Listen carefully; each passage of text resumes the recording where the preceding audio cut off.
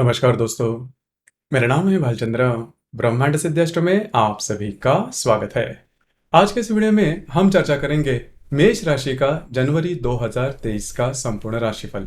कैसे होंगे ग्रह योग, कैसे होंगे ग्रहों के राशांतर और वो आपके राशि पर किस प्रकार से प्रभाव करने वाले हैं, कौन से निर्णय आपको लेने हैं, कौन से निर्णय आपको टालने हैं, आपके जीवन का ऐसा कौन सा क्षेत्र है जो कि सबसे ज्यादा प्रभावित होने वाला है, सभी के बारे में डिटेल में चर्चा इस वीडियो में हम करने वाले हैं।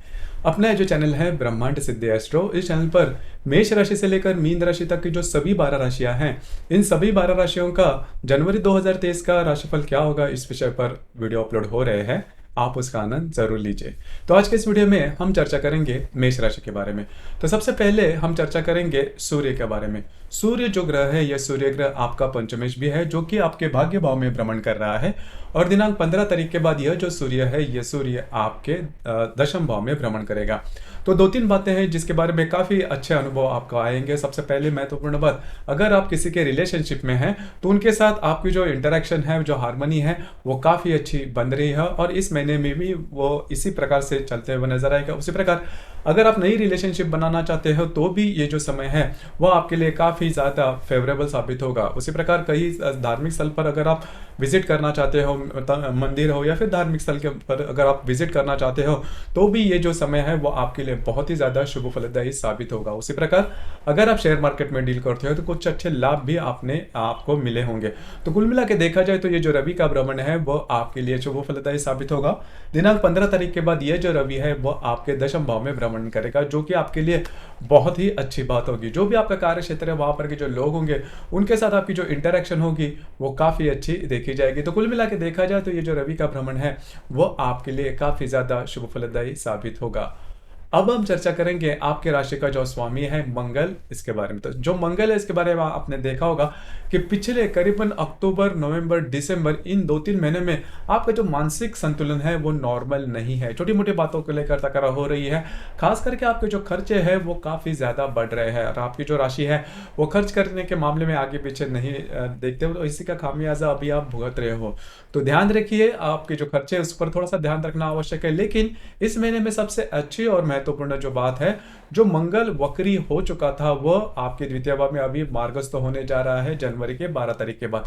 तो करीबन 14-15 तारीख के बाद ये जो खर्चे होंगे वो काफी मायने में कम होंगे। और सबसे महत्वपूर्ण बात, आपको जो स्ट्रेस, टेंशन किन्हीं चीजों के कारण आपके मन में आया था वो भी काफी मायनों में कम होता हुआ नजर आएगा, जो कि बहुत ही अच्छी बात होगी। इसके बाद हम चर्चा करेंगे बुध ग्रह के बारे में। अब ये जो बुध ग्रह है, ये बुध ग्रह आपके भाग्य भाव में भ्रमण कर रहा है और संपूर्ण महीना ये जो बुध ग्रह है वह आपके भाग्य भाव में ही भ्रमण करेगा। अब यहाँ पर आपका इस महीने में घूमना फिरना ज्यादा हो सकता है, जैसे कि ये जो रवि है वो भी आपके भाग्य भाव में भ्रमण कर रहा है। तो अच्छे कॉज के लिए, अच्छे कारण के लिए आपका घूमना फिरना ज्यादा हो सकता है। महत्वपूर्ण जो भी बातें हैं जो कि आपके फ्यूचर से रिलेटेड है, डॉक्यूमेंटेशन से रिलेटेड है, वो भी आप हाथ में ले सकते हो, वो भी काफी इजीली पूरे होते हुए नजर आएंगे। तो कुल मिला के देखा जाए तो जो बुध का भ्रमण है वो भी आपके लिए काफी ज्यादा शुभ फलदायी साबित होगा। उसी प्रकार गुरु के भ्रमण के बारे में कहा जाए तो ये जो गुरु है वो आपके व्यय भाव में भ्रमण कर रहा है। हालांकि अभी वो मार्गस्थ हो चुका है, इसके भी कुछ अच्छे परिणाम आपको मिलते हुए नजर आएंगे। अब यहाँ पर घर के जो लोग हैं उनके साथ आपकी जो इंटरेक्शन है वो काफी अच्छी देखी जाएगी। उसी प्रकार आपको अनएक्सपेक्टेड लाभ वगैरह मिलने की संभावना भी काफी ज्यादा बन रही है। सिर्फ आपको खुद के स्वास्थ्य के बारे में ध्यान रखना होगा। इसके पहले भी आपने करीबन 1.5-2 महीने में देखा होगा कि स्वास्थ्य के बारे में परेशानियां, खास करके स्ट्रेस लेवल आपका ज्यादा बढ़ रहा है। तो वो जो सभी बातें हैं वो अभी धीरे धीरे कम होते हुए नजर आएंगे। तो ये जो गुरु का भ्रमण है वो भी आपके लिए शुभ फलदायी साबित होगा। खास करके इस महीने में आपका घूमना फिरना, या जो मैंने शुरुआत में बात कही कि जो जहां पर भी तीर्थ स्थल है या फिर धार्मिक स्थल है उनको विजिट करना, ऐसी जो बातें हैं वो आप एक्सपीरियंस कर सकते हो। तो गुरु का जो भ्रमण है वो भी आपके लिए काफी ज्यादा शुभ फलदायी साबित होगा। अब हम चर्चा करेंगे शुक्र के बारे में। तो ये जो शुक्र है, ये शुक्र आपके दशम भाव में भ्रमण कर रहा है और दिनांक 18 तारीख के बाद ये जो शुक्र है वो आपके लाभ भाव में भ्रमण करेगा। तो शुक्र का जो भ्रमण है वो आपके लिए काफी ज्यादा शुभ फलदायी साबित होगा। खास करके अगर आप कोई बिजनेस करते हो तो वहां पर इन्वेस्टमेंट काफी हो सकती है, इन्वेस्टमेंट आप कर सकते हो और उसके जो रिटर्न्स है वो भी आपको काफी अच्छी तरीके से मिल सकते हैं। उसी प्रकार अगर आप पार्टनरशिप के बिजनेस में है तो भी ये जो शुक्र है वो आपके लिए काफी ज्यादा शुभ फलदायी साबित होगा। जहां पर आप काम करते हो, नौकरी करते हो या फिर व्यवसाय करते हो, वहां पर के जो लोग होंगे उनके साथ आपकी इंटरेक्शन काफी अच्छी हो सकती है, उनसे आपको काफी अच्छी अच्छी एडवाइस वगैरह मिल सकती है। तो ये जो शुक्र का भ्रमण है वो भी आपके लिए काफ़ी ज़्यादा शुभ फलदायी साबित होगा। उसी प्रकार अगर आप विवाहित हो तो आपके जो वैवाहिक जोड़ीदार है उनके साथ भी आपकी जो इंटरेक्शन है वो काफ़ी अच्छी देखी जाएगी। इसके बाद हम चर्चा करेंगे शनि ग्रह के बारे में। अब ये जो शनि ग्रह है, ये शनि ग्रह पिछले करीबन 2-2.5 साल से आपके दशम भाव में भ्रमण कर रहा है। अब ये जो शनि का जो राशि भ्रमण होगा, मतलब आपके दशम भाव से आपके लाभ भाव में, मतलब मकर राशि से जो कुंभ राशि में ये जो शनि जाएगा वो भी काफी महत्वपूर्ण होगा। दिनांक 18 तारीख के बाद ये जो शनि है वो आपके लाभ भाव में भ्रमण करेगा, काफी ज्यादा महत्वपूर्ण बात होगी। लेकिन ये स्वयं की राशि में आपके लाभ भाव में भ्रमण करने के कारण इसके जो परिणाम है वो आपके लिए बहुत ही ज्यादा शुभ फलदायी साबित होंगे। स्टडी इनकम आपको चालू हो जाएगी, मतलब पिछले करीबन 2.5 से 3 सालों में आपने जो भी मेहनत की है उसके जो परिणाम है वो आपको मिलते हुए नजर आएंगे।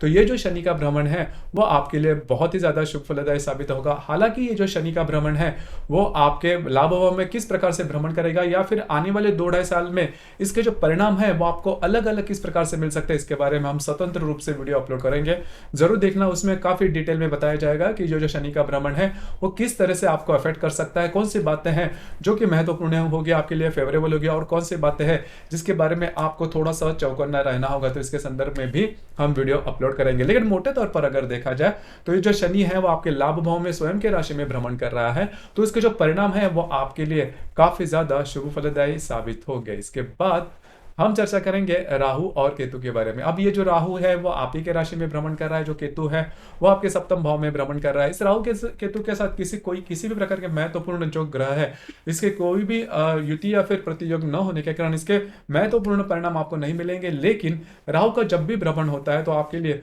2-3 बातें हैं, खास करके अगर आपकी मेष राशि है और आपका यदि अश्विनी या फिर भरणी नक्षत्र, खास करके अगर आपका भरणी नक्षत्र है तो फिर आपको थोड़ा सा ध्यान देना होगा, आउट ऑफ द वे जाके काम नहीं करना। आपकी जो राशि है उसमें पेशेंस थोड़ा कम होता है।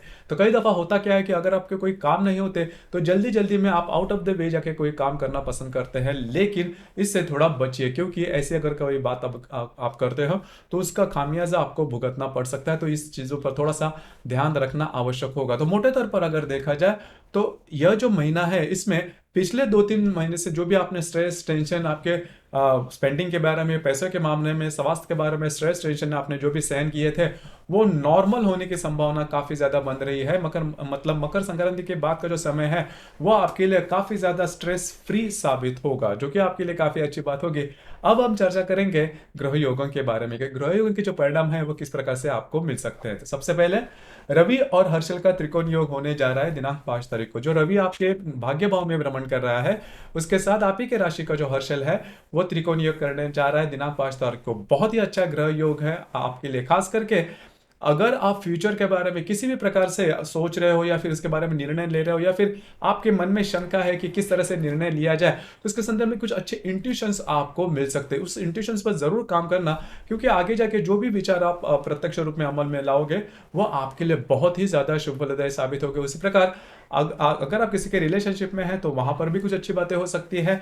और दूसरी इंपॉर्टेंट बात, अगर आपने कहीं पर इन्वेस्ट किया है, खास करके स्टॉक मार्केट में वगैरह, तो उसके जो रिजल्ट्स है, उसके जो आपको मिलने वाले जो रिजल्ट्स है वो बहुत ही अच्छा आउटपुट आपको बहुत ही अच्छे मिलेंगे।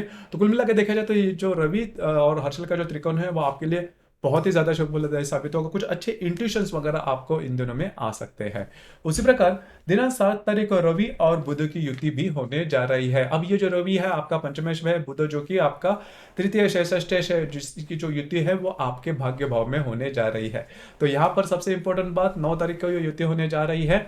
जो भी आपका कार्य क्षेत्र है वहां पर के जो लोग हैं उनके साथ आपकी इंटरेक्शन काफी अच्छी होगी, कार्य क्षेत्र के बारे में कुछ अच्छी खबर आपको मिल सकती है। उसी प्रकार अगर आप किसी के रिलेशनशिप में हैं उनके साथ कहीं बाहर घूमना फिरना हो सकता है, कुछ अच्छा समय जो है वो आपका कट सकता है, कुछ अच्छे लाभ वगैरह आपको मिल सकते हैं।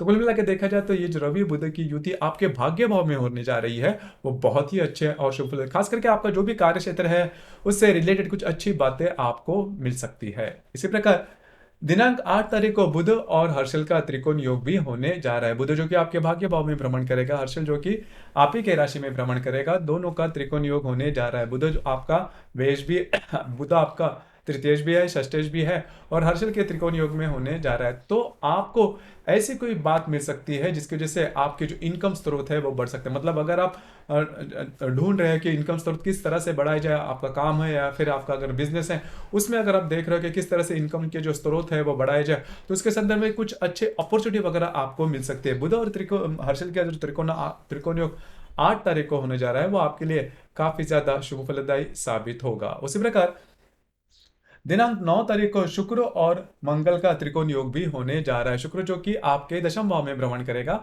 उसके साथ आपका द्वितीय भाव का जो वक्री मंगल है वो त्रिकोण योग करने जा रहा है। तो अगर आप विवाहित हो तो आपके जो वैवाहिक जोड़ीदार है उनके साथ आपकी जो इंटरेक्शन है, जो हार्मनी है, वो बहुत ही अच्छी देखी जाएगी। उनके साथ कहीं बाहर घूमना फिरना हो सकता है या फिर उनके जो भी मांगे होंगी वो आपको पूरी करनी पड़ सकती है। लेकिन अनएक्सपेक्टेड लाभ वगैरह इन दिनों में होने की संभावना काफी अच्छी बनती है।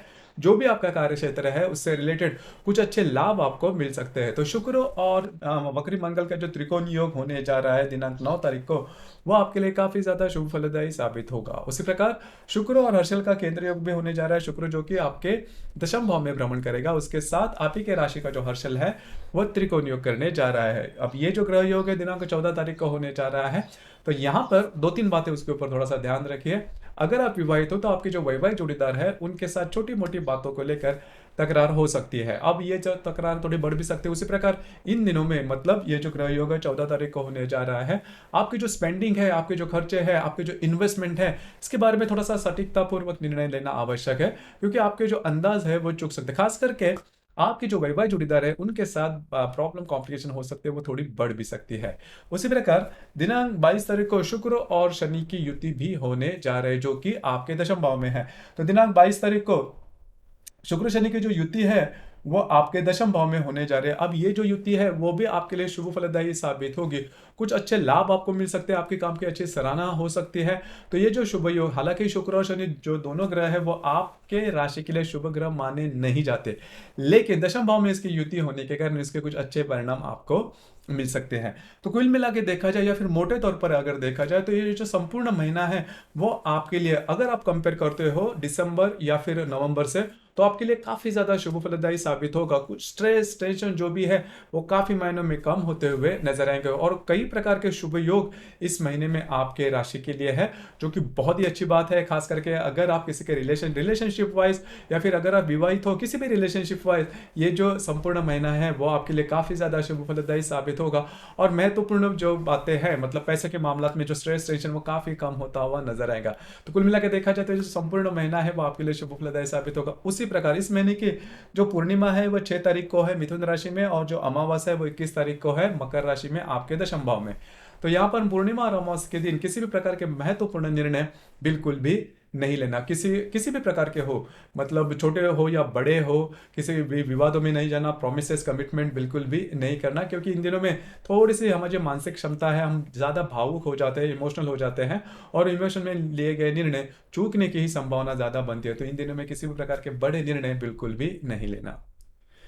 तो दोस्तों ये था मेष राशि का जनवरी 2023 का संपूर्ण राशिफल। आपको ये राशिफल कैसे लगा, आपने किस प्रकार से अनुभव किया, नीचे कमेंट बॉक्स में जरूर कमेंट करना। और अपना जो चैनल है ब्रह्मांड सिद्धि एस्ट्रो, इसे भी लाइक शेयर और सब्सक्राइब जरूर करना।